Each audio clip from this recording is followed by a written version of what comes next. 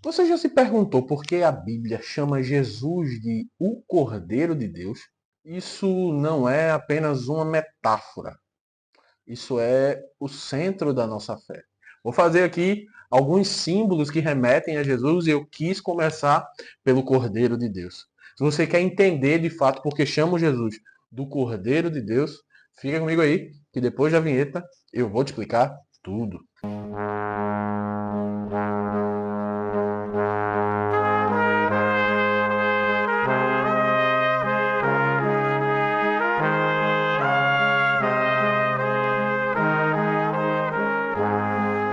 Meus amados irmãos, é motivo de muita alegria estar mais uma vez aqui com os irmãos para mais esse vídeo da série sobre símbolos. Uma série que eu fico muito feliz aqui de fazer e eu gosto muito sobre símbolos, então isso me instiga a fazer.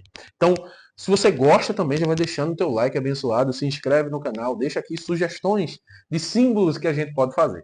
Para a gente entender sobre o Cordeiro de Deus, a gente precisa voltar um pouco antes de Jesus chegar na Terra e ir lá para a lei de Moisés, entender na época de Moisés por que surge esse cordeiro. Se a gente voltar até Abel, a gente já vai ver que Abel, Caim, que tinha ali, né, Abel sacrificou um cordeiro. Mas eu quero voltar na lei, para a gente entender de fato o motivo. Quando está na lei, a gente consegue ver exatamente o para que o cordeiro servia. Na lei de Moisés, o cordeiro ele era usado para sacrifício expiatório. Ou seja, ele representava a vida de alguém que havia cometido pecado. Por exemplo, o cordeiro ele era um inocente. Ele era imaculado, digamos assim. E ele não tinha pecado nele. Mas, digamos eu, Luiz, eu era um pecador. E eu tinha ali o meu cordeirinho. E eu precisava do perdão do meu pecado. Digamos que eu cometi ali um pecado enorme e eu preciso que haja a redenção, ou seja, o pagamento desse pecado. O que é que eu faço? Pego meu cordeirinho, levo até o sacerdote, sacrifico o cordeiro, coitado. Sangue é o sangue dele todinho e com o sangue inocente dele, o meu pecado é perdoado. Funcionava, a grosso modo, desta forma. No livro de Levítico, no capítulo 4, no capítulo 16, por exemplo, a gente vê que no dia de Yom Kippur, o dia da expiação, ele era usado, o cordeiro era usado como oferta. Essa oferta, ela era temporária, ou seja, dava por um tempo e na outra festa, por exemplo, ele teria que vir de novo, o pecador, ou seja, a pessoa teria que vir de novo. A pessoa tinha que sair da sua cidade, ir até Jerusalém, ir até o tabernáculo. Na época de Moisés, o tabernáculo que era ali itinerante, né? Pretendo fazer muitos vídeos sobre os símbolos do tabernáculo. Se você gosta disso, deixa aqui nos comentários que com certeza mais para frente a gente vai fazer. O sacrifício, ele apontava para uma necessidade de obter o perdão do pecado. Só que esse sacrifício do cordeiro no Yom Kippur, no dia da expiação, ele era temporário e era simbólico. Ou seja, eu vou dar esse cordeiro, ele vai ali perdoar os meus pecados e eu vou ter a minha intimidade com Deus restabelecida. Vou ter ali um alinhamento, vou sacrificar esse cordeiro, ele custa-me dinheiro. O povo judeu ali, ele era pecuarista, eles cuidavam ali de animais, né? A terra que mana leite e mel, o leite vem do leite das cabras, ou seja, o leite dos animais, dos caprinos ali, do cordeiro, da ovelha e tal. Então, eles tinham essa sobrevivência com os animais. Então, para você doar um cordeiro, você está tirando do dinheiro do seu bolso. Você está sacrificando o seu bolso. Não só sacrificando aquela vida, mas sacrificando o seu bolso. E ali eles estavam entregando ali o cordeiro como parte, dando parte da renda e dizendo, Senhor, eu quero estar perto de ti. Eu quero que os meus pecados sejam anulados e que o sangue desse animal represente ali os meus pecados e que pague a dívida para que eu esteja perto do Senhor. Paulo ele fala que não existe nada que nos separa do amor de Deus. Nem a doença, nem a peste, nem a fome, nem o passado, nem o presente, nem o porvir, altura, profundidade, nada. Mas Isaías fala, Isaías capítulo 59, versículo 2, que existe uma coisa que nos separa do amor de Deus. E essa coisa chama-se iniquidade, ou seja, pecado. Os nossos pecados é a única coisa que faz separação entre nós e o nosso Deus. Então, o perdão do pecado é fundamental para que a gente possa chegar perto do Senhor. E naquela época, para obter o perdão do pecado, tinha que ter o derramamento do sangue inocente. E esse sangue inocente, muitas das vezes, era o cordeiro. Isto posto, entendia a função do cordeiro no Antigo Testamento. Mas o que é que Jesus tem a ver com o cordeiro? Vamos lá. Isaías capítulo 53, versículo 7 diz assim: Como o cordeiro foi levado ao matadouro, e como ovelha muda perante os seus tosquiadores, ele não abriu a boca. Isaías ele profetiza Jesus como o Messias. No capítulo 53 de Isaías é lindo. Leia se você tiver oportunidade. Ele vai falar, muitos anos antes de Jesus vir à Terra, sobre como seria o Messias. O servo do Senhor, ou seja, o Messias. Ele descreve Jesus ali, em suas ações, no trato, no que fez e na sua missão. No versículo 7, ele vai falar que Jesus ele era o cordeiro, a ovelha muda. Ou seja, Isaías já faz essa analogia, ou seja, ele já profetiza Jesus, já consegue vislumbrar Jesus como esse animal, ou seja, um cordeiro, aquele que vai se sacrificar, a ovelha que vai se sacrificar, aquele que vai morrer. Então Isaías já consegue visualizar isso para a gente muitos anos antes. Uma coisa importantíssima, a gente tem muitos tipos de Cristo e a Bíblia é linda, as suas similaridades daquilo que aponta para Jesus.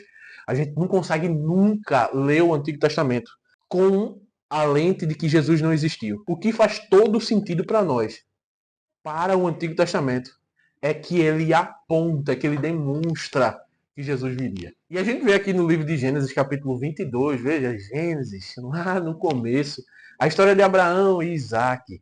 Quando Deus ele pede, para que Deus ele pede o filho de Abraão em sacrifício, senão para que haja uma representação limpa, nítida daquilo que aconteceria muitos anos depois com a vinda de Jesus Cristo. Vou aqui relatar, se você não conhece a história, lê essa história de Abraão lá em Gênesis 22, quando Deus ele demora muitos anos para dar um filho a Abraão, mas quando ele dá, Deus ele diz: Abraão, me devolve o filho. Você vai pegar o seu filho e vai sacrificá-lo lá no monte. Quando Abraão está subindo o monte com Isaac, Abraão muito triste, Abraão abatido, olhando para baixo, cabisbaixo, pensando na vida, dizendo: Deus, e agora o que é que eu faço? O Senhor me deu e está tomando, pai. Abraão, ele ouve algo que sacramenta a sua dor e diz: Pai, eu estou vendo fogo, eu estou vendo a lenha. Mas o cordeiro, pai, onde está? E a Bíblia diz que Abraão, com muita fé, diz: o Senhor ele vai providenciar o cordeiro. Aleluia. E quando Abraão chega lá, que ele prepara o altar de sacrifício, ele bota o seu filho, e o filho calado. Ele entendeu que ele ia morrer, mas ele foi obediente, calou. A Bíblia diz que ele entendeu e obedeceu. Aleluia. E quando Abraão coloca que vai para imolar, vai para matar o seu filho, a Bíblia diz que a voz do anjo brada e diz: Abraão, para. Não faz tal coisa, Abraão. Agora eu sei que tu temes a Deus de verdade. E a Bíblia diz que o cordeiro, ele estava lá preso no mato. Eles conseguem visualizar o cordeiro e no lugar de Isaac, o cordeiro, ele é morto. E esse cordeiro simboliza Jesus. Esse cordeiro simboliza Jesus. Deus, ele é interpretado como Abraão e nós somos o filho. Nós somos Isaac. Nós era para morrer, mas ele entregou o cordeiro. E o cordeiro morreu no nosso lugar. E essa é uma visão limpa daquilo que aconteceria e que realmente aconteceu. A gente consegue ver no livro de Êxodo, antes da saída do povo do Egito, que o cordeiro ele era imolado e o sangue dele era colocado em uma vasilha e depois o cordeiro ele era assado. E o povo, antes de sair para a passagem, ou seja, para a Páscoa, para sair do Egito, no final das 10 pragas, né, a gente vê que o sangue daquele cordeiro era usado para untar, ou seja, pintar os umbrais das portas, para que o anjo da morte, quando viesse matar os primogênitos, visse quem tem o sangue do cordeiro estampado e passasse batido. Ou seja, o cordeiro, ele era salvação. O cordeiro, ele foi sacrificado, foi usado para ser um alimento para as pessoas que iriam passar ali, né, sair do Egito e ir para a Terra Prometida, mas também era o livramento da morte. O cordeiro, na história ali de Moisés, nas 10 pragas, a gente vê que o cordeiro é o sinônimo daquele que te livra da morte. Ele te alimenta, mas ele também te livra da morte. Tudo na Bíblia, todas as figuras, todos os tipos, todas as sombras, todos os mistérios são selados em Jesus Cristo, no Cordeiro de Deus. E a gente consegue ver aqui no livro do João, capítulo 1, versículo 29, quando João Batista está batizando ali, a gente vê o cumprimento de que Jesus Cristo de fato é o Cordeiro de Deus. João Batista, profeta de Deus, profeta do Senhor, ele está batizando e diz: vem cá, venha se batizar, e daqui a pouco Jesus aparece. E ele para. E ele olha e diz: eis aí o Cordeiro de Deus, que tira o pecado do mundo. Ou seja, João ele dá uma sintetizada em apenas um verso, em apenas uma frase. Ele diz: ó, a história se resumiu nisso. Tinha um cordeiro. Tu precisava matar esse cordeiro. Agora tu não precisa mais. O mundo inteiro vai ser pago o seu pecado por esse cordeiro aí. O nome dele é Jesus. Jesus de Nazaré. Ele vai tirar o pecado do mundo. O sangue dele vai ser derramado. O sangue inocente dele vai ser derramado pelo mundo. Em favor do pecado daquele que nem nasceu ainda. O pecado do passado. O pecado do presente e o pecado do futuro. Jesus Cristo, ele transcende em sua redenção no pagamento da dívida daqueles que nem pecaram ainda. Isso é lindo, é maravilhoso. João Batista ele não disse isso por acaso. Ele sabia dos sacrifícios anteriores. E ele está colocando Jesus ali como o cumprimento de todos os sacrifícios que já passaram. Jesus ele era sem pecado. Jesus ele era inocente. E ele era apto para ser o cordeiro de fato. Ele era o cordeiro sem mancha, sem mácula. Ele não pecou. Então ele estava digno de fato de morrer por nós em favor dos nossos pecados. A Bíblia diz que de fato foi cumprido. Você sabe da história. Na cruz ele lavou o mundo com seu sangue. Ele foi chicoteado, esbofeteado, colocaram a coroa de espinho, transpassaram ele com uma lança e ele sangrou, sangrou, sangrou, sangrou. E o sangue inocente que descia. É o motivo que eu me glorio. Que Paulo ele diz, ó, tu não pode se gloriar em nada. Mas uma coisa tu pode bater no peito e dizer, foi por mim o sacrifício de Cristo na cruz do Calvário. Nós fomos santificados, separados, remidos pela oferta de Cristo naquela cruz. Pelo Cordeiro morto e o seu sangue que desceu. Aleluia. E me deu a oportunidade, te deu a oportunidade de termos nova vida, de sermos nova criatura. Jesus Cristo é o Cordeiro de Deus. Ele é perfeito e se entregou por mim e por você. Então, se ele já deu a sua vida, entregou a sua vida por você, o que é que você está esperando para entregar a sua vida a ele? Venha, se entregue ao Senhor. Se derrame aonde você está aí. Não sei aonde você está, mas Deus ele é poderoso para lhe perdoar. O seu sacrifício já pagou o seu pecado. Você precisa apenas uma coisa: confessar, aceitá-lo, acreditar de fato nessa história que eu contei aqui, que ele remiu, que ele pagou a sua dívida e seguir os seus mandamentos. E seguir e caminhar junto a ele. Aí alguém pode pensar assim, mas é muito difícil. Mas ele ajuda. Ele é o cordeiro, mas ele é o cordeiro amigo, que está hoje aqui para lhe ajudar. Hoje ele é cordeiro, amanhã ele é leão.